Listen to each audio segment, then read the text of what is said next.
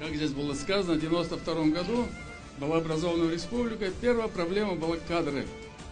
Можно создать республику, можно все создать. Но когда нет тех, кто потянет эти символы, это тяжело. Надо было создать кадры, элиту. Есть быстрое решение. Для быстрого решения создания кадров был образован Ингушский государственный университет.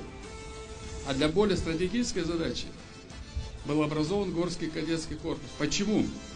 Горский кадетский корпус был образован не для того, чтобы перевоспитать трудновоспитуемых детей и там решать другие проблемы. Это была задача создания элиты мирового масштаба. По примеру мирового масштаба, возьмите историю любой страны. Там вся элита, те, которые проходили начальное военное образование.